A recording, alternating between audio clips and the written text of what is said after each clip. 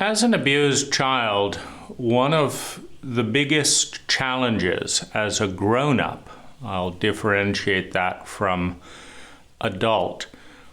As a grown-up, one of the biggest challenges is the confrontation of the agenda and programming of the abused child and the desires and desired programming of the grown-up going forward. And it's important to understand that there is a part of every abused child that, in the absence of psychological and traumatic literacy, lies dormant, like skins and layers in a tree.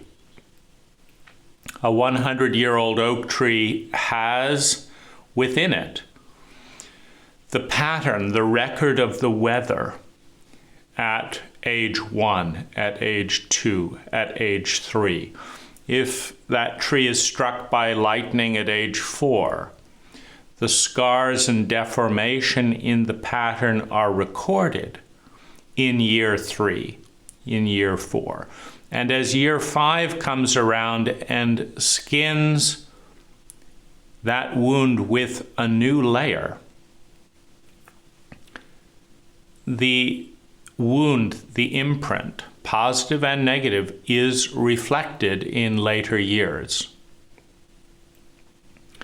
There is a part of every wounded child that wants to destroy itself.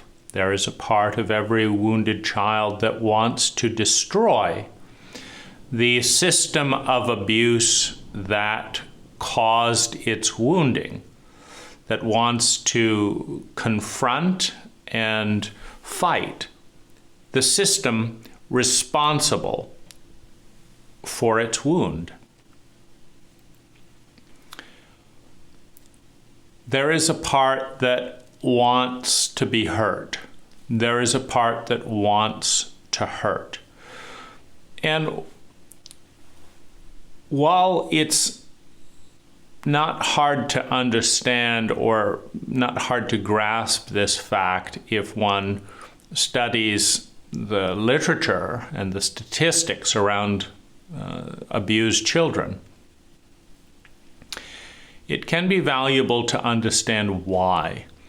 Why is it that an abused child wants to harm itself, wants to live consistent with the pattern of abuse in grown-up time? And we'll look at that, but it's very important to become aware of the part within us that wishes to destroy and undermine our grown-up and perhaps adult version of success. So one phenomena is the phenomena of identity. And an identity is simply a pattern. And there is a magnetism, a gravitational pull towards sustaining identity. And that is the fear of the unknown and the desire and the comfort of the known. Once a pattern coheres, once a pattern takes shape, and we can look in the mirror and say, yeah, that's me, that's the way I talk, that's the way I think, that's the way I feel, that's the way I behave. Therefore, that is me. There is a certainty in that. And the fear of the unknown and the magnetism of the known creates a strong pull towards self-referential identity. And by self-referential identity, what I'm referring to is the pattern of repeating the pattern because it is our pattern. And it is our pattern because we repeat the pattern. meaning there's no external data in that loop. I am who I am because that's who I am, is, I would guess, the core of a self-referential loop. Now, self-referential loops are immune to intelligent change. And in doing so, they are immune to most change. And what I mean by that is that as the world around us grows and changes, it is intelligent, it is natural for our identity, for our pattern of thinking, feeling, speaking, doing, and being to change in response to the growing changes around us. However, the fear of the unknown, the comfort in familiarity and the known, and if you don't understand the fear of the unknown, just understand that the greatest pain that you can possibly imagine, the greatest pain that you cannot imagine, lies in the unknown. Whatever you can think about and clearly define and articulate is not the greatest pain. The greatest pain is out there in the unknown. It's what leads to the fear of the dark, the fear of chaos, the fear of change, which leads to chaos, which leads to the unknown, which has within a segment of the unknown our greatest possible pain. All fear is fear of pain in the past repeating itself. All fear is fear of the future containing elements of pain.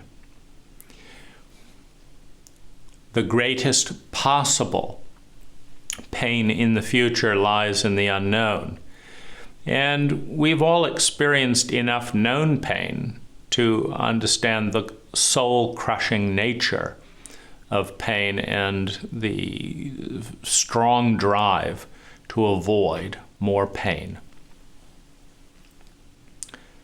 This leads to attachment to identity, attachment to the sense of self, not because it is an intelligent response to what's going on around us, but because it is who we are.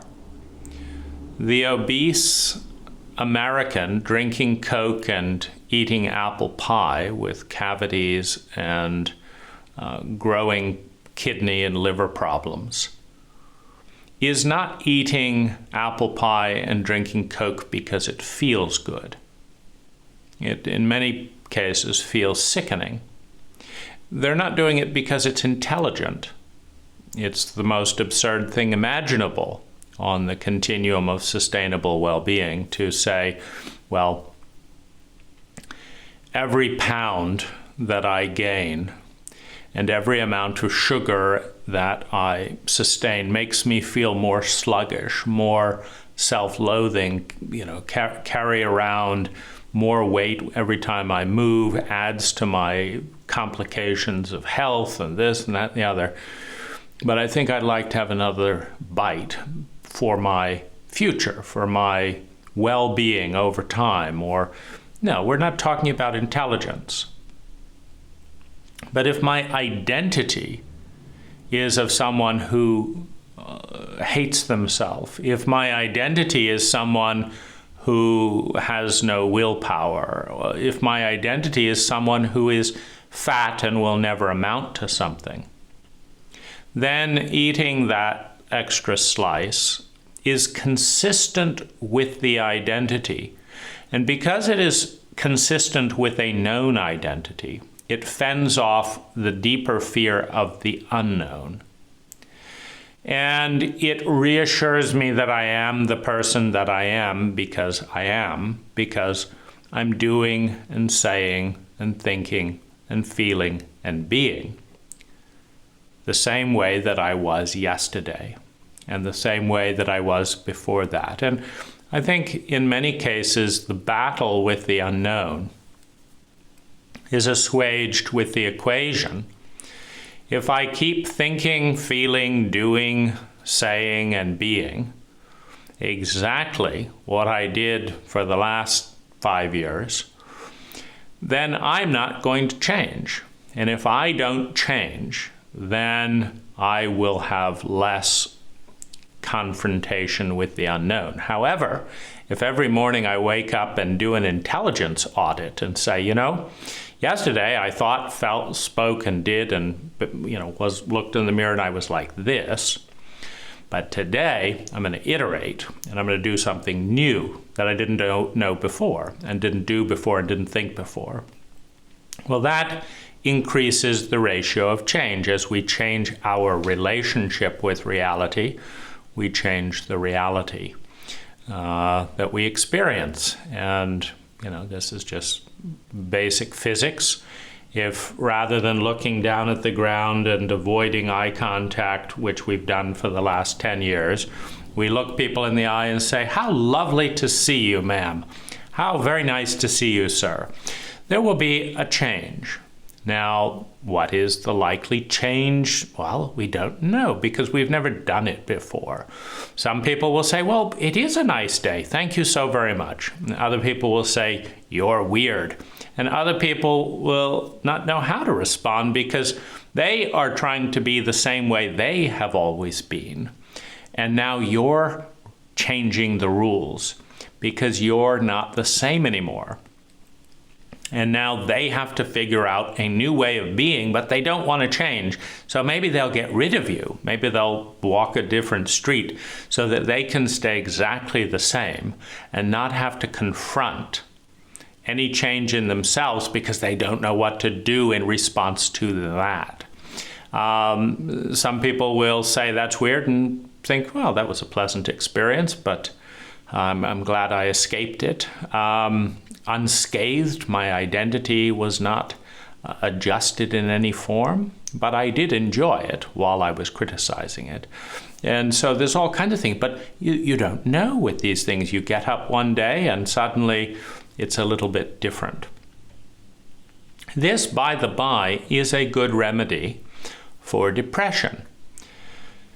The ever-tightening, tight-wound, self-referential loops where it's never good enough and it's never good enough and it's always the same and it's going round and round and this and that is a very draining, depressing type of phenomena.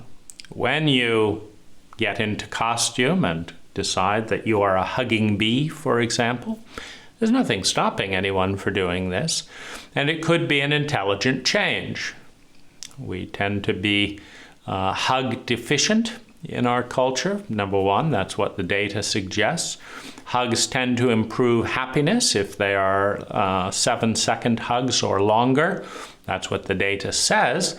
We have 20% depression in the culture, so if you meet 5 people as a bumblebee that hugs, and you dress up as a bumblebee and you go around hugging people, you are likely to interrupt these endless loops of the depressive identity, which has to say, maybe it's not so hopeless after all. After all, I just met a bumblebee that gave me a hug and I felt better.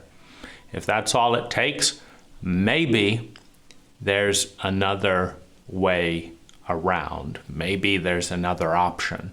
Maybe I could dress up as a fairy instead of a bumblebee and could go around blessing people on a daily basis. Now, what would happen then? Oh my goodness, what would happen then? Oh, it's terrible.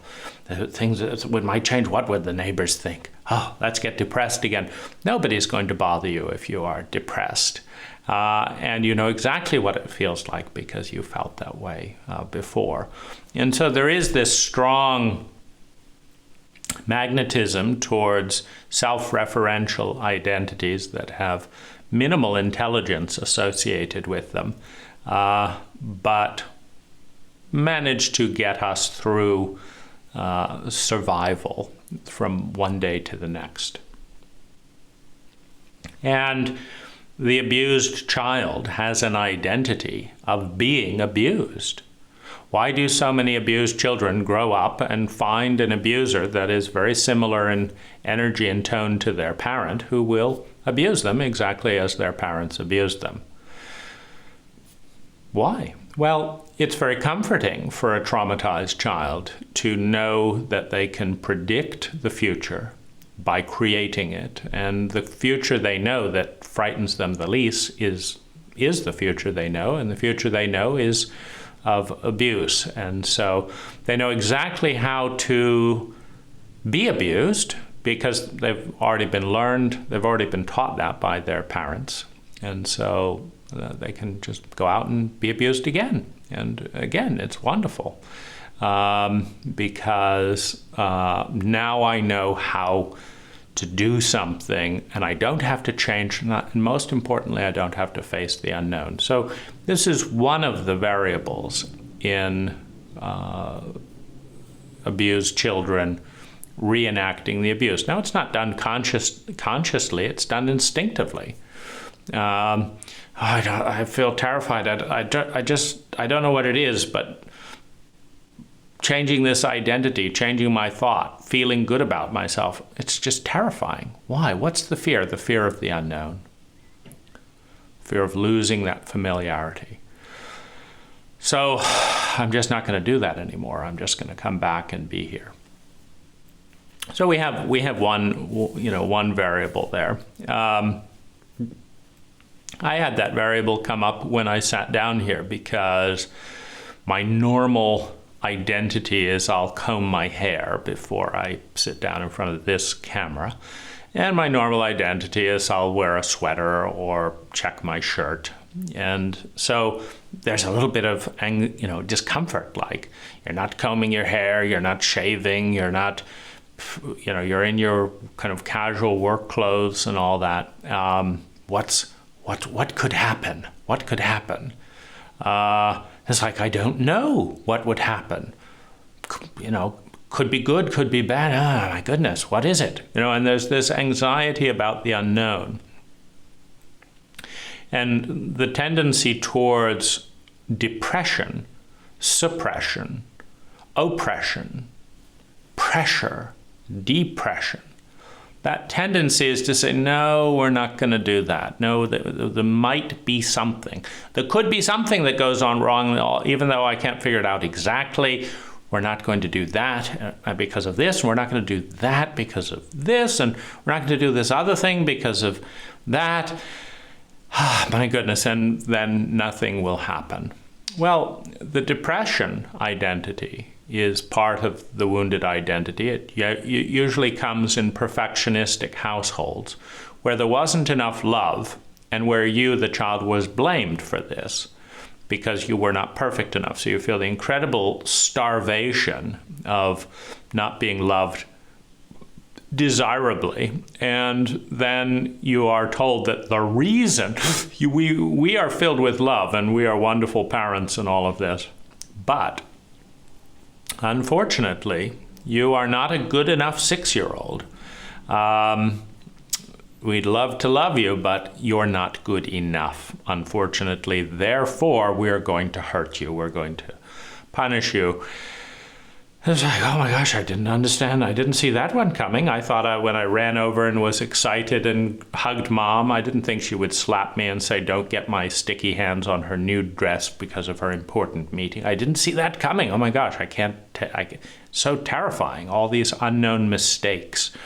And so there's the tendency of, I don't want to make a mistake. I don't want to make a mistake because that's why I'm not loved, because that's why I will not be safe, because that's why I may not survive, because I'm not perfect enough. And how can you be perfect? Well, you find a very, very tiny little world in which you know everything, and then you do it perfectly correctly in that little world. The professor that gets into academia and gets tenure for their little tiny little world where they know absolutely nothing about most of what's relevant in the outer environment, but that's not important because they're in the cloister of the university where knowing things isn't important. And they wrote X papers, good, they got check marks for that nobody read, and they did this, and they did the academic process that doesn't necessarily apply to anything, but they're very, very good at what they're doing in their little box. Or the the athlete that goes and does this, and they don't know how to have a marriage just like anyone else, and they don't know what's relevant to life just like anyone else, but they know how to run and train and be really disciplined, and they will be put on a pedestal in the athletic career, not in academia, of course, because none of these boxes talk to each other. That's the nature of a schizophrenic culture, is you have all these compartmentalized dissociative boxes that have nothing to do with one another, and then you get highly rewarded for staying in your lane, for doing the thing perfectly that you're supposed to do perfectly. So you're a plumber, you arrive, there's mayhem, there's children crying. You're not expected or rewarded to take an interest in troubled children? No. You are supposed to make a beeline for the bathroom, turn the knob, fix the toilet, so that the abuse can continue with a flushing toilet, and off you go, and you've stayed in your lane. And we're very good at punishing people for stepping out of their lane because it upsets us. How can the person who is committed to maintaining the stability of their identity hire a plumber if the plumber might just reveal that they're an incompetent parent? My goodness. That would be a shock. How would we digest that bit of information? My plumber knows more about parenting than I do? Oh my goodness, we cannot call a plumber, just leave the toilet. And so we are rewarded for creating certainty and stability for other people who do not want to change their lanes. Heaven help, we start having philosophical conversations with the gardener. I didn't see that coming. Whatever next? And so we're terrified of change as a cult, and we have all kinds of systems that are not based on intelligence in the normal sense of the word, measuring the efficiency of sustainable well-being per unit of energy invested, but are measured by regulating the fear of the unknown, by controlling everything and making sure that it's fine if expenses skyrocket, it's fine if chronic pain continues. Just make sure it's chronic and familiar pain, as opposed to something upsetting that I wasn't expecting this kind of pain. I was expecting the normal monotony and boredom of my daily life. And so, but you've shocked me. You gave me a tiny bit of pain, but I wasn't expecting it. Oh my goodness, I'm so exposed to the unknown. How can I manage my fear of the unknown in all of this? All these people just insist on being individuals, despite the oppressive influence of the majority. So all of this is one reason why a child will hold and cling to their identity. The other reason is the fear of conflict. Every abused child, when they're initially abused, protests the abuse. And what happens is that the infant and the child that protests being abused, whether it's being raped, whether it's being abandoned, whether it's being fed formula with alcohol in it, or any number of different things as coping strategies for parentally illiterate caregivers, they are they're doing this stuff.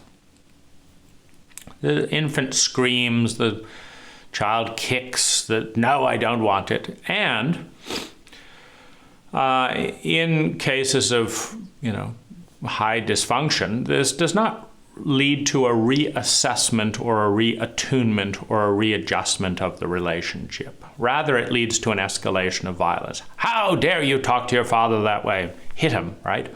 So dad was an idiot. The kid says, you're an idiot. And Mom rushes in, sides with the other giant, right? We can't let the little ones gang up on the giants, these helpless giants.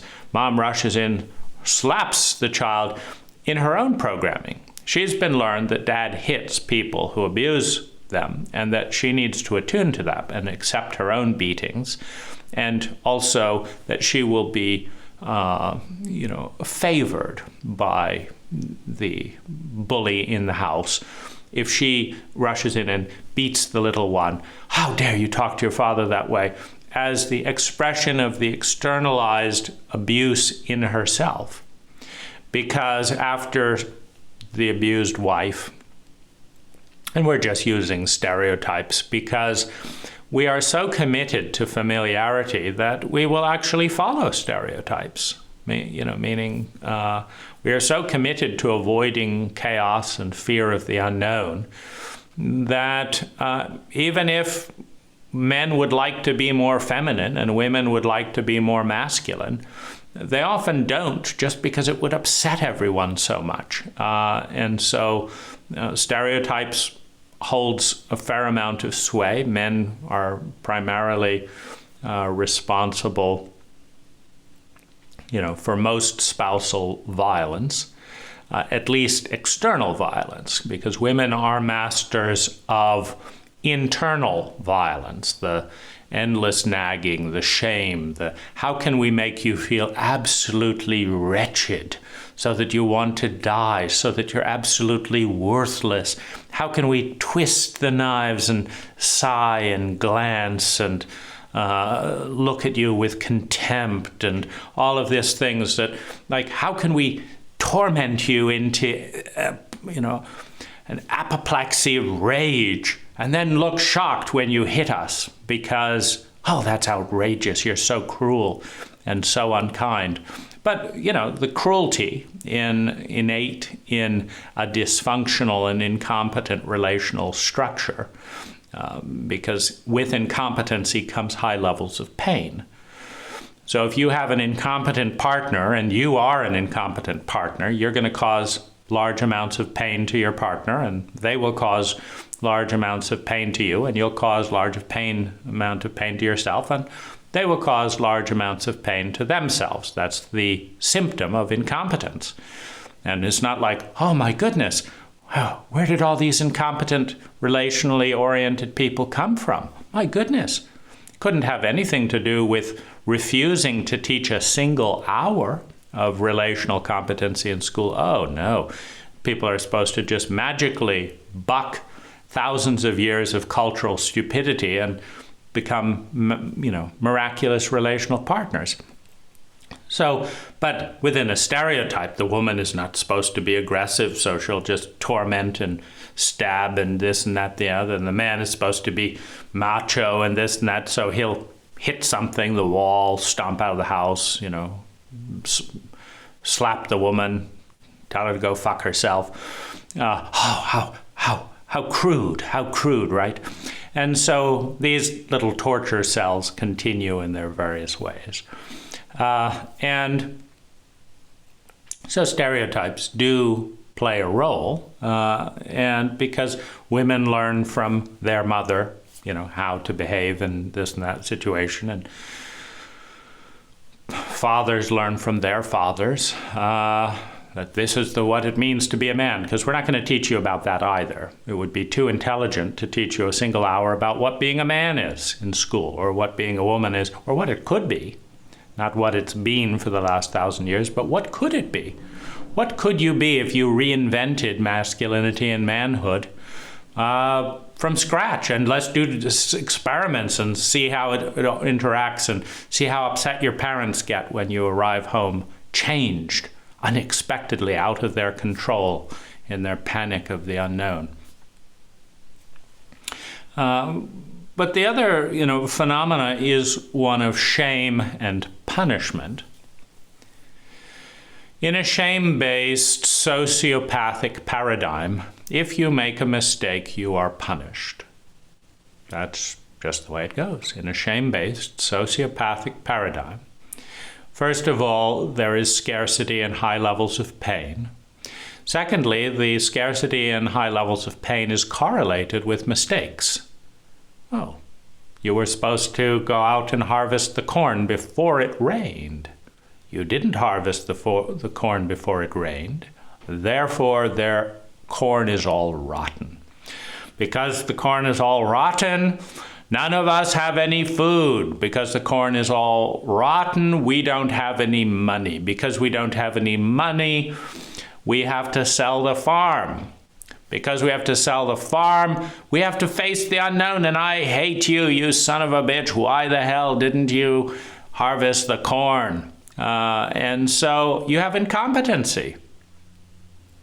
Obviously, with high levels of incompetency, there would be drones standing by, testing the humidity at every state. There'd be drones creating drones in endless abundance of technology, creating a technology, and they'd be programmed with data that actually correlated with science. They'd all come in and harvest the corn at exactly the right minute and take it in, and then the drones would charge the other drones, and which would repair the other drones, and there'd be all this tremendous competency. And there would be endless abundance, more corn than we possibly know what to do with. And in that environment, a mistake is nothing wrong.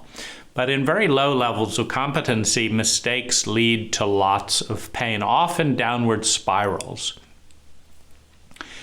And so there's this rage in the family system.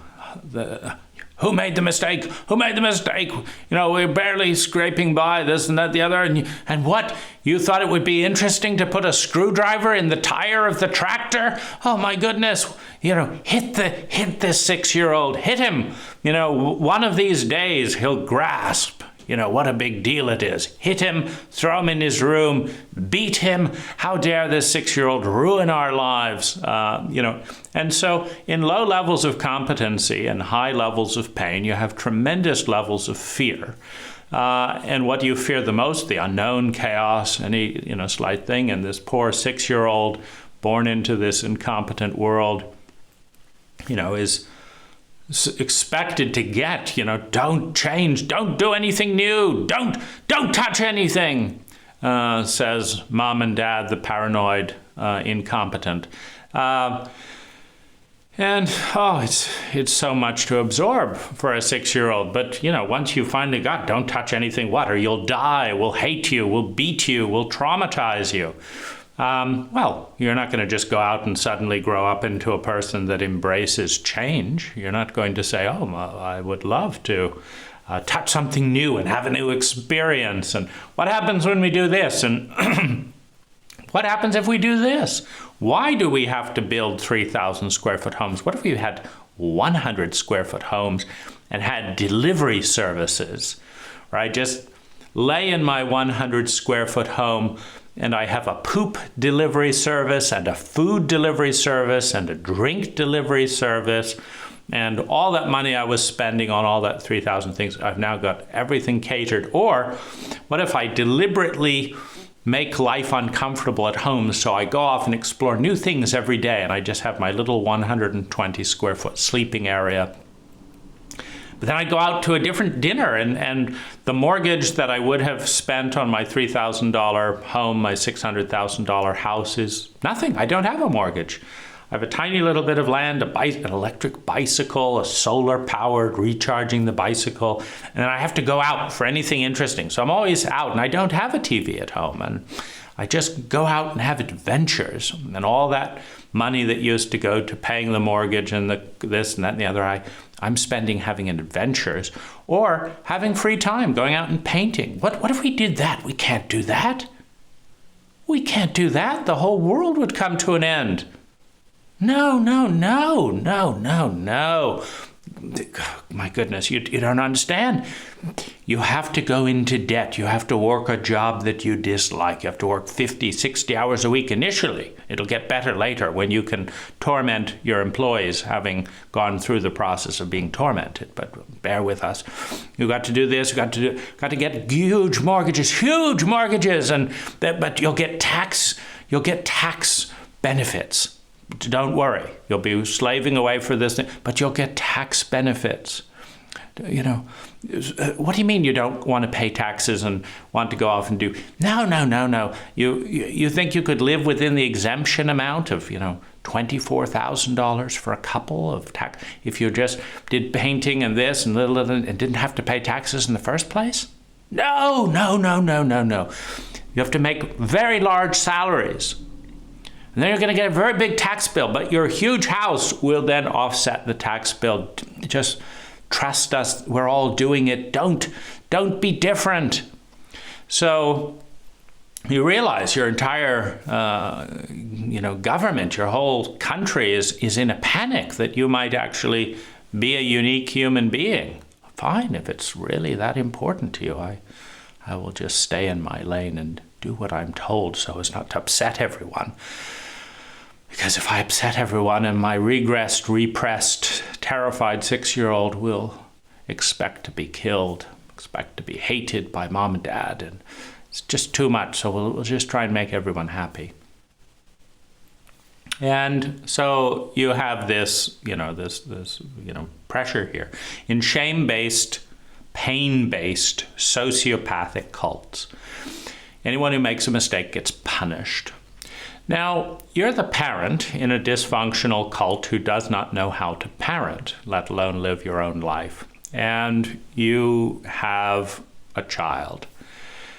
And the child reveals to you in no uncertain terms over the first year that you don't know what you're doing. There are things always screaming. You're always late to work. This fucking child made me late again. And now that people are looking at me, why am I late? I've got a child, you fools. They didn't teach us about this at school. Go fuck yourselves. Now I'm going to be, I'm too angry. Am I? That's a masculine thing. I shouldn't be angry. I should pout and be sociopathically, covertly expressive of my rage as a woman and do this and stab you in the back. I see. Okay, so I do apologize for stepping outside of my lane. All my disgust at you will be gotten at you some way or other. I will pretend to be a dumb idiot, and then I will be tolerated because that's what, we have a whole stereotype. Dumb blondes.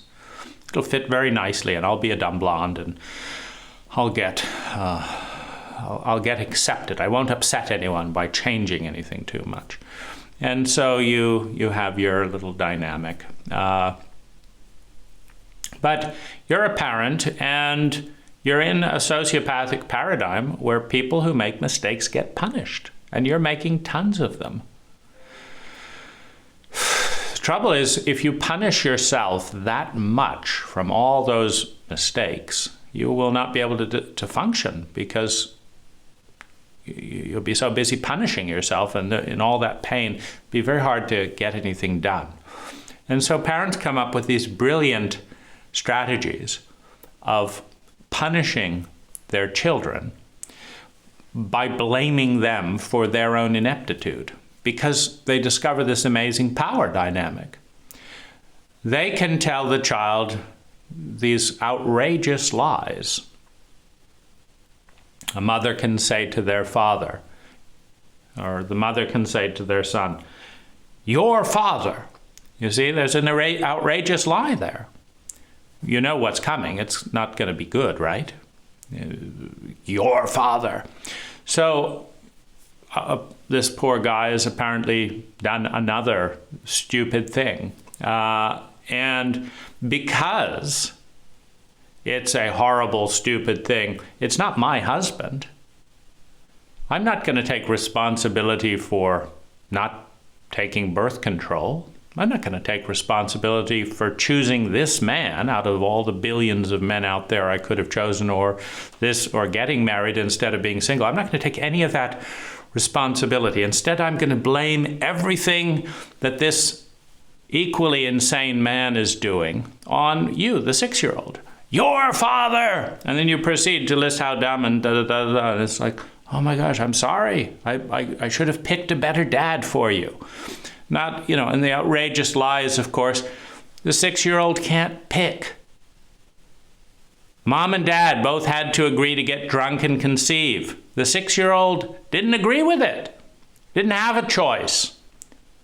But the wonderful thing with parents that are overflooded with shame and an expectation of being punished is that they can bully their child into accepting almost all of it. Your father did this. I'm sorry. I'm sorry. What do you mean, my father? Don't you talk to me. Don't you sass me. Go to your room. Do this, do this. You realize you can't win. It's all my fault. I'm a horrible person. I shouldn't have picked your husband for you. Oh, I'm so sorry. And I shouldn't have looked you in the eye. I shouldn't have noticed that you were lying. My goodness, what have I done? Oh, I'm going to be punished for all time, for all eternity. So parents, they understand how shaky their suppositions are. Their math is very irrational. It takes quite a bit of work to come up with your number. You had to delete this number, hide that one, put this one in a separate box over here, this, that. You finally come up with, your wretched child, how they're ruining your whole life. And it wasn't me. I didn't get pregnant. You are ruining my life. Oh, that feels so much better when you're the parent. It feels so much better. You are ruining my life. Fix it. 6-year-old, 5-year-old, 4-year-old. Fix it. Well, of course, they do their best. The parents are absolutely desperate to avoid self-condemnation, blame, self-punishment, etc., towards themselves and from the neighbors and from each other and from the child. And in order to secure a lack of punishment, they do their best to first transfer all the blame and shame and inadequacy onto the child, and then punish the child. Oh, what a relief it's not me. Don't you dare talk about that. Don't look there. That's the truth. Don't look there. I've hidden something there. Don't look there. And you have these parents going absolutely insane just to avoid being punished. Now, the flaw is not the child and it's not the individual parent. The flaw is in the cult. If you want to give helpless infants to addicted, traumatized grown-ups without a single hour of parental literacy, they will abuse their children. The statistics have been telling us that for hundreds of years. How could we respond? What could we do? Oh, we're only the greatest country, the most advanced civilization, whatever it is, the bullshit we say. We're only number one in the whole world. Could we possibly study some parenting amidst learning the history of bridges in 1874? Fit it in somewhere? Delete? How about this for a homework assignment? You actually don't need to tell me when this bridge was built back in 1874 and how this Henry and that person. You don't actually forget the bridges for now.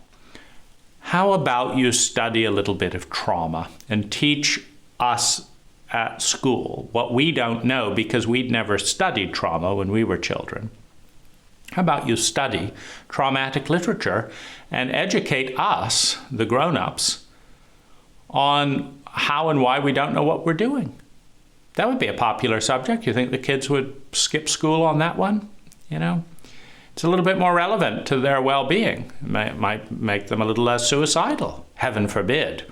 And so how about you study the impact of parental abuse on children and how to counteract it as a child while it's happening?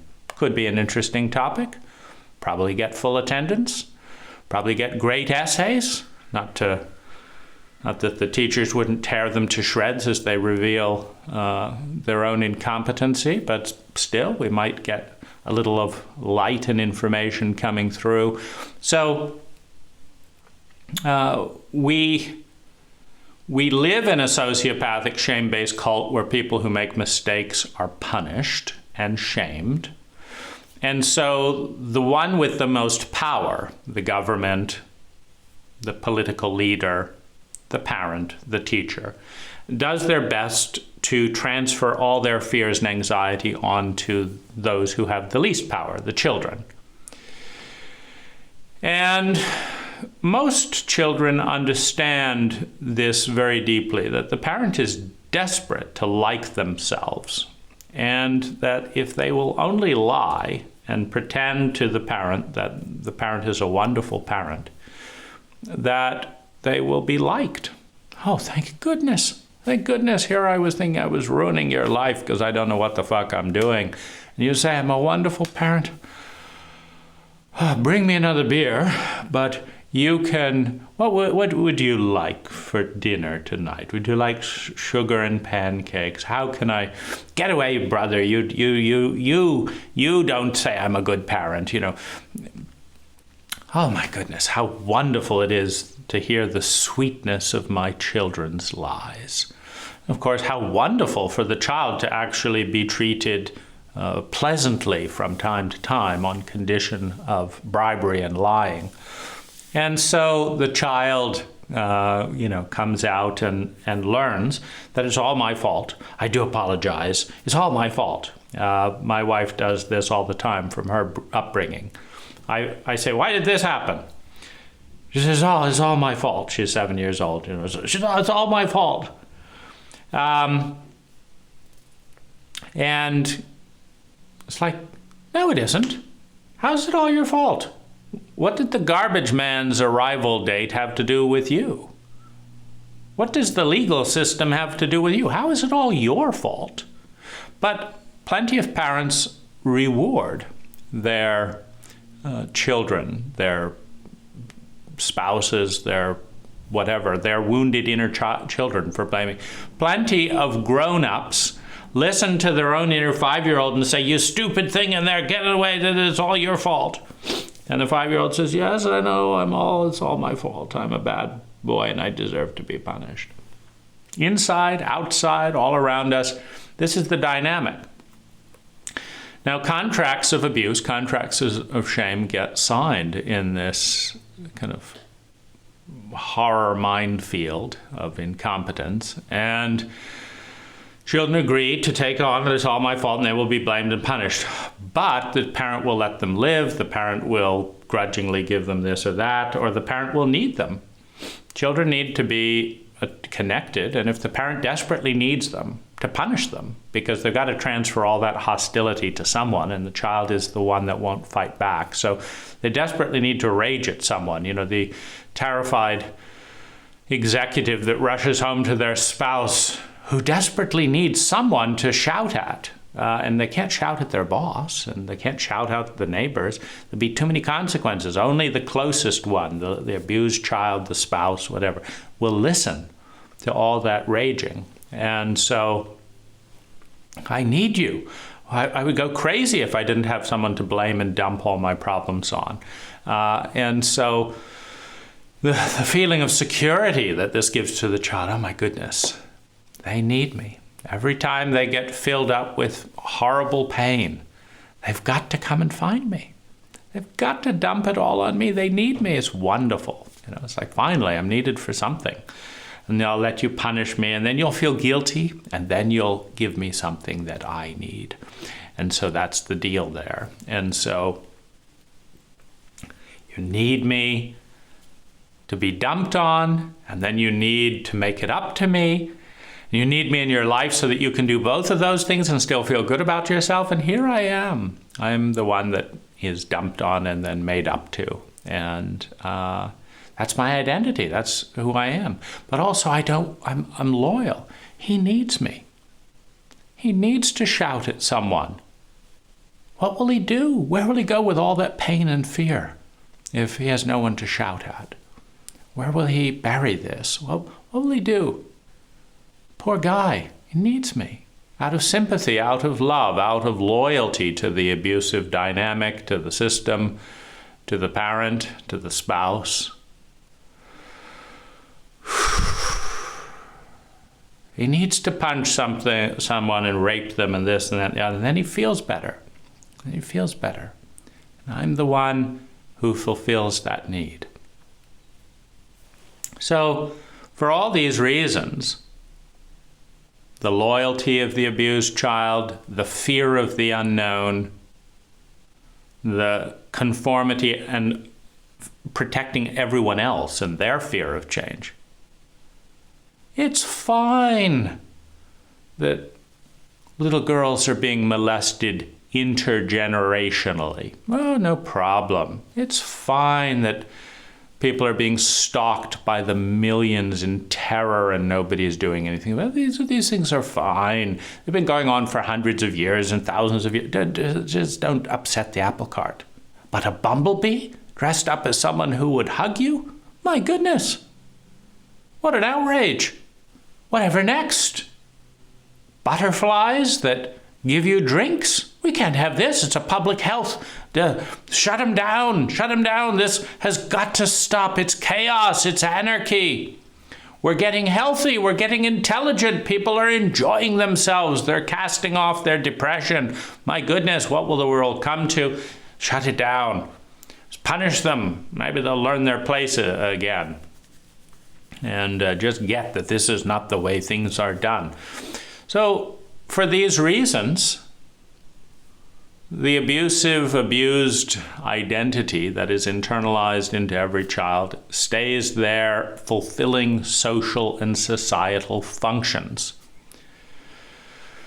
dictated and demanded by an incompetent society. And in order to maintain those identities, in order to be the victim, in order to be first abused and then made up to, and all of that type of dynamic, the child has to be injured.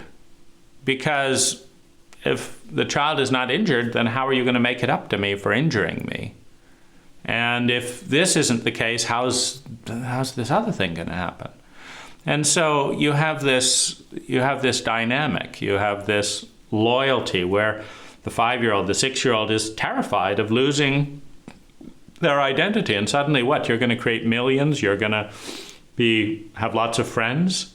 Well, what about dad? Who's he going to shout at? He's going to feel inferior. He's going to be too ashamed to call me and shout at me if I've got millions of Facebook followers and I'm flown around the world. He's going to feel like he shouldn't be doing this, but I want him to be comfortable shouting at me and blaming me for his marriage and all the things he's always blamed me for and called love. Because this is, of course, the other crazy-making thing is parents who dump all kinds of shit on their children. They don't like saying, I'm a terrible, shitty parent and maybe one day you'll recover from my uselessness. Instead, they say, no, you'll understand when you grow up. This is love. May feel rotten, may smell rotten, may have dysfunctional results. No social scientist may back me up on this, but trust me, I'm your parent. This is love. And it's like, love is a good thing. We want to be loved, don't we? And so you have another hooked in the insanity of the insane parent, pulling that one. And so we have that going on. For all these reasons, and there's one more, it takes adult love for a child to heal, to grow, to become a healthy adult. It takes adult love. What is adult love? Of course, we would never learn that in this cult, but it can be learned. It is loving enough to care. Caring enough to take time. Taking enough time to see. Out of sight, you have spect, the Latin for sight, and respect, to keep looking. It takes time to see. It takes time to respect. Taking enough time to see. Seeing enough that you actually understand what you're seeing. Understanding enough what you're seeing, that you have empathy, that you care about what it is that you see that person. Caring comes from understanding. Understanding comes from seeing. Seeing comes from taking time. Taking time comes from caring. Empathizing enough to change or attune, to adjust. You're dancing, you're doing this and that and the thing. If I take the time to see you before I just barge into you and knock you out of the way, I will find a dance that dances with you. I'm going to empathize enough to attune. I'm going to flow, respect, honor you and where you're at, rather than dominate, oppress, and violate. So you have a whole dynamic there. And finally, you have attuning enough to succeed. It's not just I'm making an effort and I'm still banging into you. You're getting feedback. I banged your elbow. Every 10th move I bang your elbow, so I'm going to step back about 6 inches. How's our move now? You're attuning enough to succeed through feedback, through communication. Of course, we would not learn a single hour of competent human communication. What about active listening? Learning that in high school. Too intelligent. Out. We didn't learn it in the past. We're not going to learn it in the future. Get it out of here. Like all the other intelligent things we could be learning. But what about listening and responding, relating, so that we can succeed? Succeed at what? At dominating you, at manipulating you to meeting my needs in my scarcity world? What about attuning enough to succeed? And we're talking adult love here, not child and adolescent love, because they are self-absorbed. Children are self-absorbed. Adolescents are self-absorbed. Child love, I need. Adolescent love, I lust and I want. We're talking adult love here, the first love capable of giving, of being about the other. And this is what a child needs. How about attuning enough to succeed at meeting the child's basic human need? Emphasize the word need, underline it. We do actually need each other, despite the abandoned, shamed adolescent who hasn't had their needs met, saying that I don't need anyone. That's just covering up the wound of not having their needs met. We need what? To survive, to feel secure in our survival, to have love and belonging, to develop self-esteem, to develop our personal talents and gifts, to bring them meaningfully and abundantly into the world, and to become a part of something bigger than ourselves. We need that. It is oxygen for the psyche. It is water for the soul. We need that. And adult love provides it, supports that. I attune so as to succeed, to facilitate, to enable you to meet your human needs. It's wonderful. It's wonderful. Human needs being met. Now, what is a child, what is an adolescent, what does a grown-up who meets their human needs feel to the person who was in service, who cared enough, who loved enough to care, who cared enough to see, who saw enough to understand, who understood enough to empathize, who empathized enough to make adjustments to their behavior, to attune, who attuned enough and effectively enough to succeed, and succeeded at facilitating my human needs. I'm now safe in my security. I have a sense of love and belonging in my life. I have values and ideals, and I'm earning character. I'm earning self-esteem by meeting my ideals. And I have talents that I discovered and I'm developing. I'm getting better at them every day. And I'm bringing value to other people because of you, because you loved me as an adult, because you served this process. And I've created abundance, and in that abundance I've grown up. I've been initiated into an adult myself. I learned to meet these needs for myself from my own inner adult. And I become part of something bigger than myself, my limited self. How do you feel? Well, you feel joy. You feel gratitude. You feel peace. You feel safe. You feel pleasure towards the one who did that to you. adult love is contagious. It's infectious, like all other emotional states and viruses. It's rare in our cult, but adulthood facilitates the maturation into adulthood, and it facilitates adult love, which is the most potent and powerful virus we could possibly disseminate in one of the most catalytic species on the entire planet. And nobody, of course, will spend an hour telling us in our cult how to love, or what it is, or how to measure it, or how to improve it, or see where it's broken down. That's why I break it into parts. So, adult love could lead to this wounded child growing up. Adult love leads to growth, leads to healing, leads to integration, leads to change, leads to self-love, and leads to love of others. But there is a deficit of adult love in our cult. There is high quantities of shame, high quantities of pain, high quantities of ignorance, high quantities of incompetence, high quantities of transference and projection, and all manners of rage and self-pity and narcissism and all the many viruses that incompetency produces. But there is a very tiny amount of adult love. And so the regressed child inside and in the outer world stays unable to love because they're waiting for an adult to give it to them, to model what it looks like. And they're stuck because they never met one. They've never gotten a clear signal of what adult love looks like and is.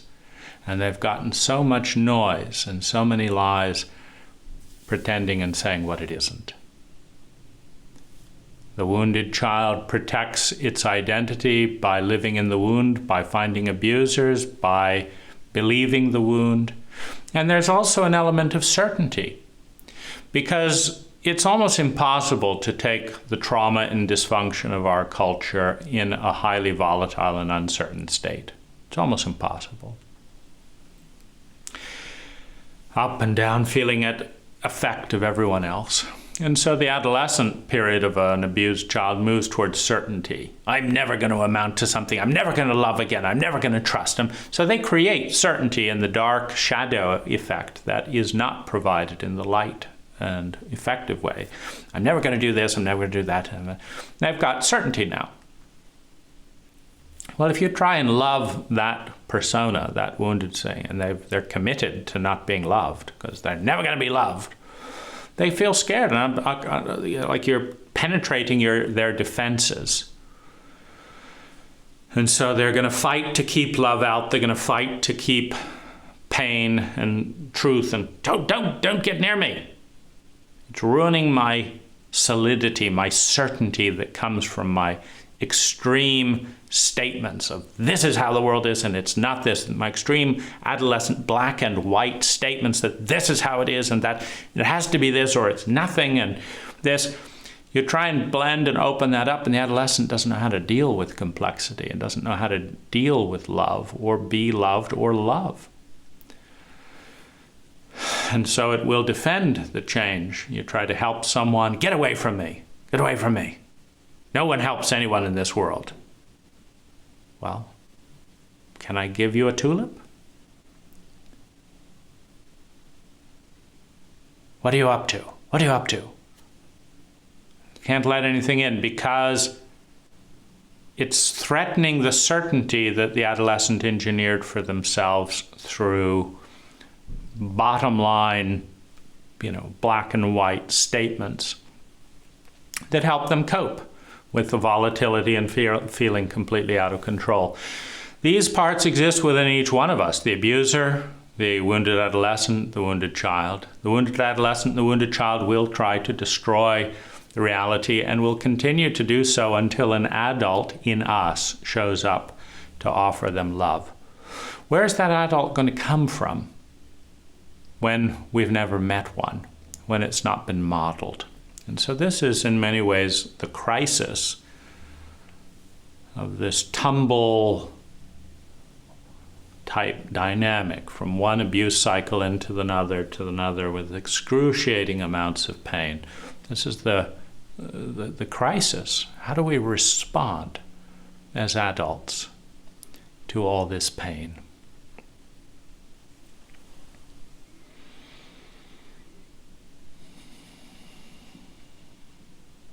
As thickly veiled as it is in our culture, there is an energy of adulthood. There is an energy of initiation. There is an energy of adult love. There's an energy of transcendence. That energy is there in the field. It's not in the cult, it's there in the field. It's the circle that wants to come back to wholeness. There is a wound that wants to destroy us, that wants to go back, that wants to hold on to identity by undermining every success. That's how it survived. And there is a circle, there is an ecology, there is a complexity, there is a beauty that wants to come back to the whole, that wants to come back to grace, that has been violated, has been butchered, has been scarred and cut 100,000 times by the lies, by the abuses of an incompetent cult, and is always seeking to regrow, and at an archetypal level has never faltered once. It is the call of the divine. It is the call of wholeness, which in a chauvinistic cult is the call of the goddess, to heal the misaligned wound of masculine and feminine energy. The circle is calling. The field is waiting. And there is a magnetism that with trust, that with love, that with letting go, there is a magnetism that comes, that brings us back to wholeness, to healing. The deleted equations, the warped mathematics, the bent bicycle wheel, and coming back to grace.